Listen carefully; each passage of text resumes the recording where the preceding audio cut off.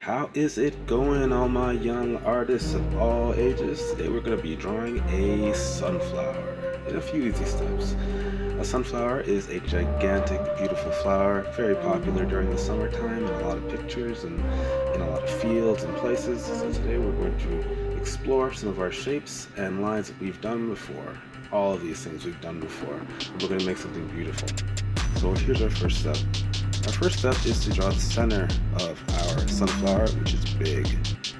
And it's circular. So you're trying to draw a big round shape. If it's not a perfect circle, it's okay. No one here is a robot. It's fine if it's not super perfect, okay?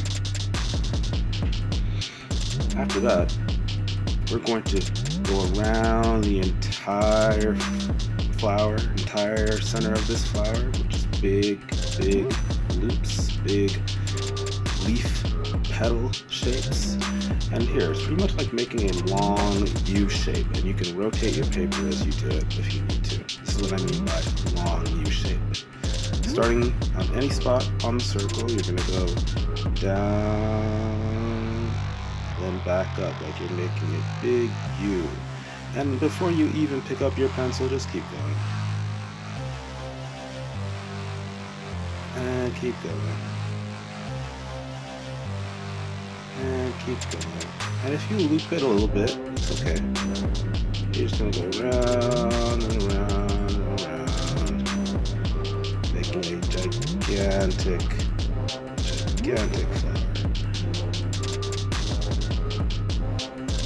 Might feel a lot like you're making a bunch of M's. That's okay. And then, in between each of these little spaces, we're going to add more flower petals, like this.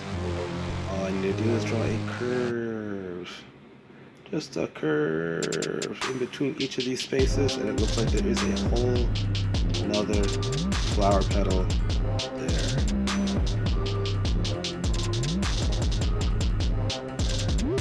This is a quick and easy sunflower. You could always add more details. You could always make it more realistic by taking your time. And making sure your shapes all look the same. For example, now if you see I'm making pointy petals. What if I made all of my petals pointy from the beginning? It would look like a completely different flower. But that's okay. Today we're focusing on getting a beautiful picture down on our paper using some simple shapes and lines. So right now I'm just going to clean up a couple of those lines, a couple things that I feel like I would like to change. And then I want to go back in and add some detail. When are we going to color? Not yet.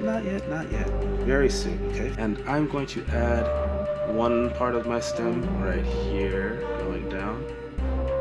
And another part of my stem right here, going down. The stem is really big. It's about as wide as one of the flower petals, if not bigger. It's a very large stem. And then the stem has lines on it that go straight down. Try and draw them. Straight lines are difficult to draw. It's okay if you have a hard time. On the very center of our flower, there's a lot of texture that I want to add. But before I do that, I'm going to start to think about my picture. Maybe my picture is a sunflower in a garden. Maybe there's some grass nearby. Maybe there's some bugs. So start thinking about that stuff as we come back in and start to add detail. This area here, we're going to fill it with loops and squiggles because we want to add texture. We want to make this center look like it's full of pollen. And I'm just using loops and spirals and taking my time to fill in this space. Great art takes time. Take your time. I might speed up my camera a little bit just so that you don't have to wait for me. But take this time now, using loops, using spirals, fill up your paper. Well, not your paper, fill up the center of the flower. Don't fold the paper. And I'm going around, drawing my loops. Just kind of feels like squiggling a little bit, scribbling all over it. That's okay. We're just trying to make a bunch of little circular shapes on the inside so that we have texture. It's like pollen. Scribble, scribble, scribble, scribble, scribble, scribble, scribble, scribble, scribble, scribble. Some of you might be like, you're doing this too fast. It's okay. If you feel like it's going too fast, just pause it. It's the internet. You can always just pause. Okay. Well, here we go. Drawn all of my texture. Every petal. I could keep going with detail. I could add little lines to every petal. So let's do that too. These are optional details. Some of you might be like, I just want to color. Can I color now? Yes. If you really want to color now, go for it. But like I said moments ago, great art takes time. You might want to take your time. You never know how beautiful this could be if you don't stop and slow down a little bit. Sometimes you need to slow down. Alright, so I have my petals and my flower, and I want to start to use some color on top. Sunflowers are usually a bright yellow flower with a brown center here and a green stem. So those are some tips for you. You could also use some watercolor. That'd be a nice fun supply to use.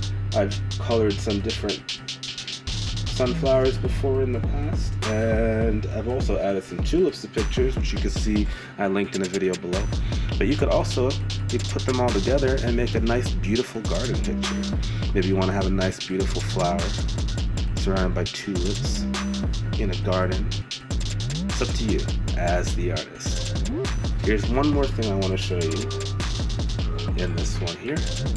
You could add some bees, cute bees, little cute bumblebees with a nice oval shaped body, this bean-like body, a pointy stinger. It's a friendly bee though, it's not gonna bother you. Two little ovals on the top for wings.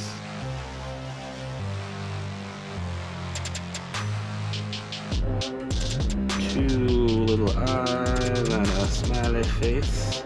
Look at how happy he is. Or she, or they, it, whatever. And adding some stripes to my bee. It is so happy. It has its whole flower all to itself. Or maybe it should have some friends. So I added stripes to my bee, and bees have 1, 2, 3, 4, 5, 6 little legs. So go ahead and add those details if you want. And a final artist tip: if you add a dashed line behind your bee, it looks like it's flying around in your picture. You can show everybody where it's been flying by using that dashed line. Alright artists, I hope you enjoyed this. Give it a shot, try it out, like this video, follow, subscribe so that I can keep making more of these awesome pictures and videos with you all. Alright, thanks for checking it out.